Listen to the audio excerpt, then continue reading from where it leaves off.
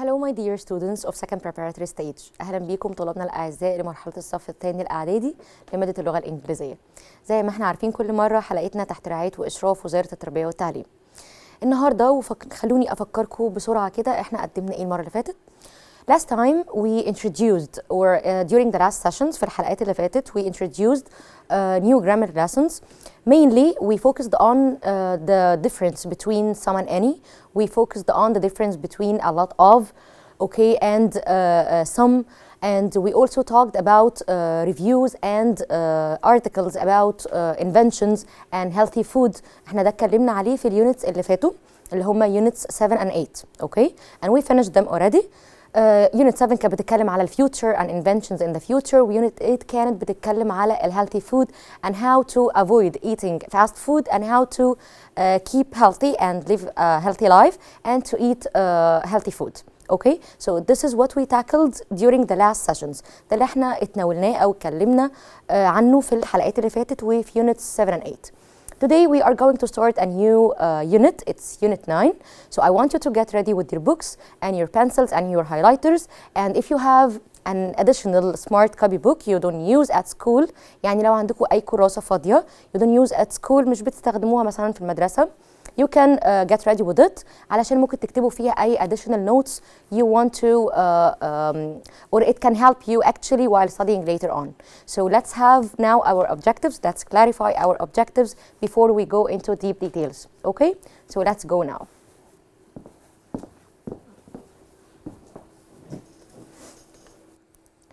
Okay, my dear students, so now let's start with our objectives as we always do. First of all, I want you to get ready with your books as I told you. And then here we have unit 9. It's titled with watch, listen and make. Watch, listen and make. I guess it's a fun part now. تقريبا هتلاقوا اليونت النهارده لذيذة and you will like it, I guess so. And here we will focus on the beginning of the new lessons of this unit, okay? So we will learn a lot of things and we will have information about a lot of activities, new activities actually. Maybe you know some of them, maybe you don't know any of them, so let's explore it together, okay? So for the objective, here, by the end of the session, you will be able to know and understand the following. For the reading part, we will read an internet chat message, a review of an art gallery, okay? These are the topics we are gonna read together. For the speaking part, we will talk about people and what they can do. We will talk also about preferences. Preference means something you prefer, something you like. يعني إيه الأشياء اللي أنتوا بتفضلوها؟ هواياتكم for example. And giving recommendations. Recommendation, when I recommend something, I suggest it for you. يعني بأوصي بحاجة أو بقترح عليك إنك تجرب حاجة. It's totally good, for example. And then here, we have the writing part. We will learn how to write a short review. And for the language part, we will talk about ability, can, know how to, and be able to. These are some phrases and some words I use mainly to show ability. Ability يعني المقدرة على حاجة. Okay? So this is for the language part. And for the life skill. Can you remember the life skill? A very important part we focused on in the first term. احنا في الترم اللي فات كنا دايما بنركز كل حلقة على one of the life skills, حاجة من المهارات الحياتية that we need in our life to be better people in the future. One of these life skills is called collaboration and we talked about it in the first term. Collaboration means like cooperation أو التعاون, okay? When we collaborate together or when we cooperate together, we are helping each other to reach the best results. يعني احنا بنتكاتف مع بعض أو بنتعاون مع بعض علشان نوصل لأحسن النتائج. This is the benefit of the collaboration, and collaboration can happen at schools, at work, among family members. يعني مش لازم يبقى في المدرسة بس, ممكن في أماكن الشغل, ممكن في وسط العائلة. كل ده ممكن يحصل فيه collaboration أو cooperation اللي هو فكرة التعاون. Okay, so don't be selfish and be cooperative. يعني ما ينفعش نبقى أنانيين طول الوقت بس لازم نبقى متعاونين. This is the life skill we have to focus on of today's session. Okay, the collaboration. So, concerning the first page of our book, This is on the first page of Unit 9. It's a warm up as we always do at the beginning of any unit. احنا بنعمل زي تهيئة كده أو warm up by the beginning of every unit. So this is the first page of this unit, and we have some phrases here inside the box. We have painting scenery. Scenery like مشهد الطبيعة. Painting يعني بيرسم، okay, أو بيلون. Playing instruments الميوزيكال instruments اللي هي الأدوات الموسيقى. So play instrument يعني بيعزف آلة من آلات أو أدوات الموسيقى. Writing a script ده اللي هو like a dialogue أو حوار أنا بكتبه المسرحية. Okay, and then sewing costumes يعني بخيط الكوستيومز. Okay, بخيط الكوستيومز يعني الأزياء، خياطة الأزياء. Doing makeup يعني بيعمل الميك اب and acting يعني التمثيل. So let's now try to match every single phrase with its suitable picture. So for the first picture here, what are they doing? Can you guess? It's so easy, I guess, for you. Here we have doing makeup. This young lady is doing some makeup to this little girl. And here for the second picture, can you guess what is the suitable phrase for it? Definitely. It's painting scenery. Here بنلون زي مشهد الطبيعة أو بنرسم مشهد طبيعة. Okay? And for the third picture, somebody is writing something. So it's here. Writing a script. Script here means زي حوار لمسرحية. Writing a script. And for the fourth picture here we have a little girl who is reading something. So it seems she's doing what? Yes, she's acting, بتمثل. And for the fifth picture, this girl is doing something. Yes, she is sewing costumes. Sewing costumes يعني بتخيط الأزياء. أزياء ليها علاقة بمسرحية for example. And for the last one, what is this girl doing? Yes, she is playing one of the musical instruments. يعني بتعزف آلة من آلات الموسيقى. Okay? So that was just a warm-up to get you involved more in our unit and what is this unit talking about. Mainly احنا كده تقريبا we have an idea أو عندنا فكرة هنتكلم عن إيه في اليونت دي. Mainly we will talk about activities, we will talk about some musical instruments يعني آلات الموسيقى إيه هي. We will talk about the activities on stage أو at theaters يعني إيه الactivities اللي ممكن تحصل خلال المسرحية أو على stage. Okay? So I guess it's a fun part for you. So let's move to the second part. Read the chat messages about the activities. Here we have like a chat messages and you know of course what's meant by a chat. Chat like محادثة ممكن تبقى على WhatsApp chat for example أو through any application. So here we have a girl called Habiba and she's saying something. Mrs. Mithat says. Of course Mithat is a name of a man, but when there is a woman who has a husband called Mithat, for example, I give her the title of her husband. That's why I called Mrs. Mithat. It means she is married to this man. Okay? So Mrs. Mithat says we can have an end of year show. An end of year show, and here I have a new word which is written in white. Show means like عرض مسرحي for example. Okay? It will be about the play. Play here doesn't mean play اللي هي يلعب verb. Play here is a noun and play here means مسرحية. Okay? So play when it comes as a noun it means مسرحية. Okay. It will be about the play we read in the English class. We read in the English class. I am very excited but I need help. Can anyone act or write scripts؟ يعني هل في أي حد هي بتسأل في أي حد بيعرف يكتب scripts يعني حوار ينفع لمسرحية؟ Okay. We also need people who are able to do makeup. محتاجين ناس بتعرف تعمل makeup. So costumes ويخيطوا أزياء أو يفصلوا الأزياء. And paint scenery ويلونوا ويرسموا المشاهد الطبيعية اللي هتبقى في الباك جراوند. And play instruments ويعزفوا كمان آلات موسيقية. Okay. So that was the message by Habiba. We have here a reply or response. الرد بقى came from Lamar, another girl. Cool. When I say cool, it means it sounds good. يعني great idea. Okay? I can talk to the people at drama club about acting. الدراما club اللي هم فرقة التمثيل. Okay? Then we have another message from another girl who is called Azza.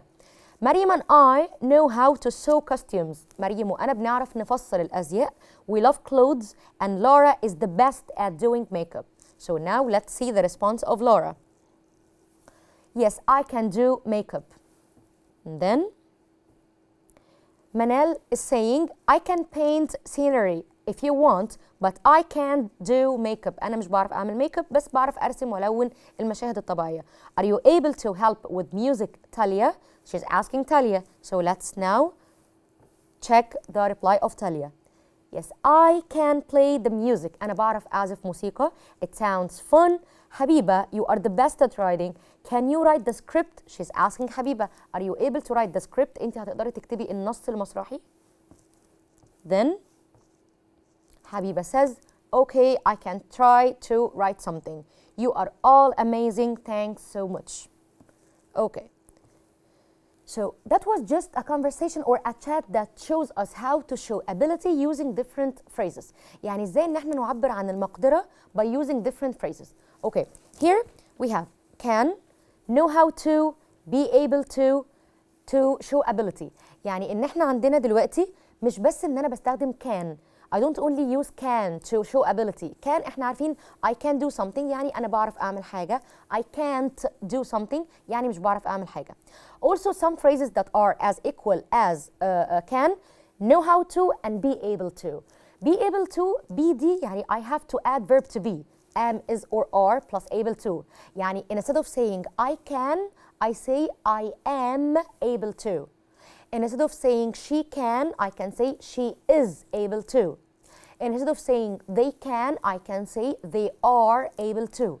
Okay? So we have can, we have verb to be plus able to, or we have a phrase of know how to. I know how to do something, or I don't know how to do something. Okay? So دي كلها phrases تعبر عن المقدرة. Examples: I can paint scenery if you want, but I can't do makeup. Or another example, Maryam and I know how to sew costumes. And for the last one, are you able to help with music and question mark? Okay, here, I want you to open page 23 and we have some phrases.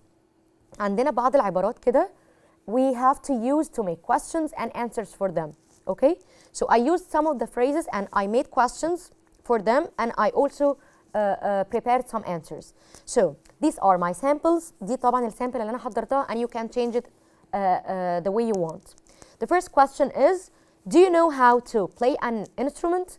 يعني أنا استخدمت play an instrument و I put it in a question form. Do you know? If I have the phrase of know how to, I ask with do. Do you know? Okay? Then I prepare the answer. Yes, I do. Another question I prepared, are you able to swim? If I'm saying I am able to, so when I ask you with able to, I ask you with are you, because you is agreeing or agrees with are. I can't say am you. I answer by saying I am, but you ask by asking are you. Okay, are you able to swim? No, I'm not, but I can do makeup. Another question, who knows how to write a script? Who knows how to write a script? When you use the question who, اللي هو من, we add the verb directly after it. يعني مش بحط do or does or did. I add directly the main verb. Who knows, who played, who went, who runs fast. Okay? This is only with question who. And the answer is, for example, Nada knows how to write script. كل دي طبعا أسامي و answers of mine. And then another question, who can paint well? Who can paint well? Ali can paint well, for example. Who is able to act? مين اللي بيعرف يمثل, for example? Malak is able to act. Okay. Who knows how to speak more than 2 languages? Ziad knows how to speak more than 2 languages. So these were some questions and answers using the phrases how to know, be able to, and the verb can, or can't, of course. Okay, here we have some photos, other photos, and we have some new words inside the box. Let me read them for you first and translate everyone, then we can match it together. We have the first one, cartoon. cartoon اللي هي الشخصيات الكرتونية، drawing الرسم، photograph التصوير، portrait اللي هو اللوحة لبني آدم شخص حقيقي مش أشخاص خيالية أو أشخاص كرتونية. البوتري اللي هو صناعة الأواني الفخارية. and sculpture يعني فن النحت والتماثيل، وsculpture ممكن يبقى مقصود بيها التمثال أو الفن نفسه، مقصود بيه الفن نحت التماثيل. Okay, so here let's match it. Of course the first picture is or refers to the cartoon يعني شخصية كرتونية. What about the second photo? What does it refer to? Can you guess? We have here some pots. Yes, as we mentioned before, they are made of clay. That's why it's the pottery. البوتري اللي هو صناعة الأواني الفخارية. And for the third picture, it's so easy I guess for you. It's a photograph يعني صورة. And for the fourth picture, yes, it's drawing اللي هو الرسم عموما. And for the fifth word, it's sculpture اللي هو التمثال. And for the last one, when I draw a person, a real person, لما برسم أشخاص حقيقية، ده البورتريت. Okay. Then, here, read the review. Which types of art from the previous exercise does it describe? طيب هنا أنا عندي review يعني زي رأي كده عن مكان حد زاره قبل كده for example، وبيدينا رأيه and what he recommends or what he doesn't recommend. This place is called the Museum of Modern Egyptian Art. يعني ده متحف الرسم المصري الحديث by وجدي بدر. Okay, so here we have who wrote this. The one who wrote it is called وجدي بدر. Okay, so let's read his review now. Last month, I visited the Egyptian Museum of Modern Art in Cairo. Egypt is famous for its ancient art, but I was interested in seeing art by Egyptians from the 20th and 21st centuries. يعني هو كان مهتم جدا ان هو يشوف الفن المصري من القرن العشرين والقرن ال21. احنا طبعا انتوا عارفين احنا دلوقتي في القرن ال21، فهو عايز يشوف الارت او الفنون المختلفة في القرن الحالي والقرن الماضي. اوكي؟ From my point of view يبقى احنا هنا centuries. كلمة centuries دي يعني قرون. Let me show it with my pen. Centuries means قرون. اوكي، القرن اللي هو 100 سنة. We have here view. Point of view يعني وجهة نظر. Artists a new word يعني الفنانين. The artists were really good because they showed what life was like in Egypt in the past and now. There were portraits of both important and normal Egyptian people. يعني كان في لوح لناس كانت مشهورة important figures وناس عادية جدا بس مرسومين ناس حقيقيين. I thought the cartoons were also really cool. I also saw lots of sculptures. يعني شفت تماثيل كتيرة جدا both big and small. My favorite thing in the museum was a painting called المدينة.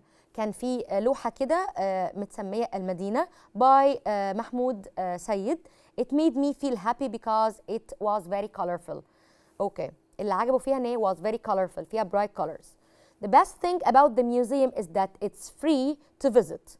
يعني أهم حاجة إن الميوزيوم ده مش محتاج إنك تدفع فلوس. It's for free. You can go anytime you want. I recommend visiting it if you are in Cairo, but it's a good idea to go early when it's not very busy. يعني أنا I recommended يعني I suggested for you. Okay, so that was the review for this museum. Okay, we can have now the rest of the questions on this review and the answers, but let's do it on the whiteboard. Okay, so let's get ready with the answers together.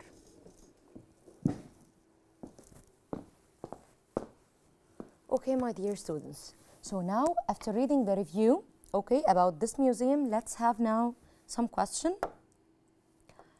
Let's have the first questions on this review. When did Wagdi visit the museum?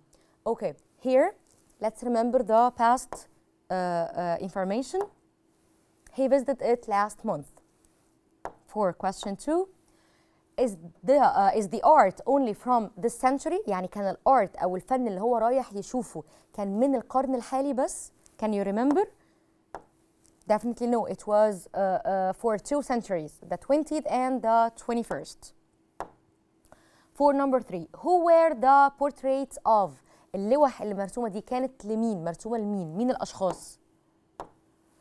The portraits were of both important and normal people, of public figures, important figures يعني نماذج مهمة في الدولة أو في الفترة دي, and normal people or ordinary people يعني ناس عادية جدا. Number 4, what was the name of Wagdi's favorite thing in the museum and why did he like it? What was the best thing he liked it؟ يعني إيه أكتر حاجة كانت عاجباه وليه؟ Let's remind it together, or let's remember it together. His favorite thing in the museum was a painting called Al-Madina by Mahmoud Sayyid. It made him feel happy because it was very colorful.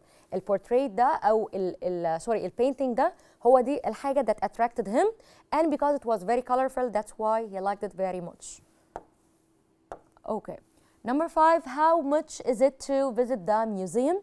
How much we should pay for the museum? Can you remember? Yes, it's for free. We don't have to pay any money. Okay. Would you like to visit the Museum of Modern Art and why?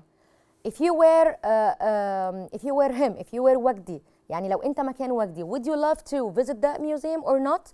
I prepared my own answer for you. يعني أنا حضرت إجابة.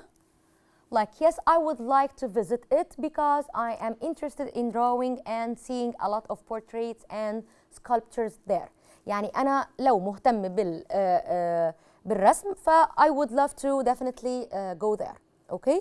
So, that was the last thing I want to end my session with. Okay? And today we quickly talked about certain activities. اتكلمنا عن activities كتيرة like acting, like playing the music, like drawing portraits, like drawing cartoon and doing sculpture يعني فن النحت والتماثيل. كل ده اتكلمنا عليه as activities and how to make it out and how to use it later on. Okay? يعني mainly اتكلمنا عن الtalents, المواهب عموما. Okay? So that was just the beginning of Unit 9 and we will complete it by next session. So get ready with your books by next session and see you soon. Stay safe please and goodbye.